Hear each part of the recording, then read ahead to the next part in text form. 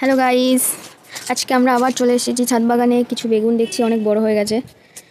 তো আজকে বেগুন তুলে কি রান্না করি সেটা তোমাদের সাথে শেয়ার করব। তো কি রান্না করছি সেটা এখনই বলবো না, জানতে হলে ভিডিওটা দেখতে হবে। তো প্রায় এক সপ্তাহ পর আবার এই দেখো বেগুন তুলতে এসেছি। এত পরিমাণে বেগুন হয়েছে যে কি বলবো। বেগুনগুলো না তুললেও হবে না, নাহলে বতি হয়ে যাবে।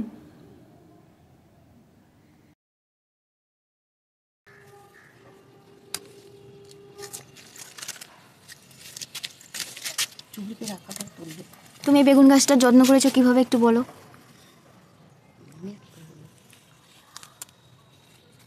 কিছুই যত্ন করা হয়নি, মাটির ওপর বসিয়ে দেওয়া হয়েছে, পরে খোল জল দেওয়া হয়েছে না, সর্ষে খোল ব্যাস, আর কিছু করা হয়নি। তাতেই দেখো এত সুন্দর বেগুন ধরেছে।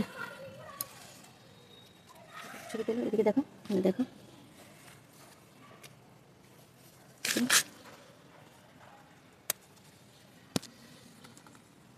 তো এই বেগুন গাছের পরিচর্যা করা বলতে শুধুমাত্র ওই দুবেলা জল আর একটু সর্ষে খোল দেওয়া হয়েছে, ব্যাস, এতেই এত সুন্দর ফলন হচ্ছে আমাদের। আর পোকা যাতে না ধরে তার জন্য একটু ওই কীটনাশক ওষুধ স্প্রে করা হয়েছিল, ব্যাস। তো দেখছিলাম মাঝখানে একটু পাতাগুলো নিচে একটা সাদা সাদা পোকা মতো দেখা যাচ্ছে, তো তখন ওই পোকা মারা ওষুধটা স্প্রে করা হয়েছিল। আর এদিকে দেখো আবারও 3-4টে টমেটো পেকে গেছে, তো সেটাই তুলে নিচ্ছি। আসলে এত পরিমাণে টমেটো হয়েছে গাছগুলো ঝুলে পড়ছে, এই কারণেই এই অল্প অল্প পেকেছে, তাই তুলে নিতে হচ্ছে। দুটো না একটা তোলো, আর এই বেগুনটা নিয়ে নাও, এই বেগুনটা।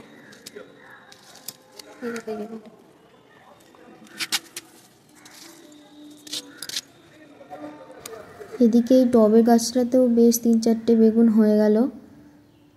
দেখো কি সুন্দর, এইটুকু ছোট টবের মধ্যেও কত সুন্দর বেগুন গাছ হয়েছে। আর এদিকে আজকে দুটো শিমও বড় বড় হয়ে গেছে, সেটাই তুলে নিলাম। বেগুনগুলো এমন এমন জায়গায় লুকিয়ে রয়েছে যে খুঁজে পাওয়া খুবই কষ্ট, আর এই কারণে 2-1টা বেগুন খুব বতি হয়ে গেছে। কিন্তু তাও কিছু করার নেই, গাছের বেগুন বলে কথা, আলাদাই একটা স্বাদ।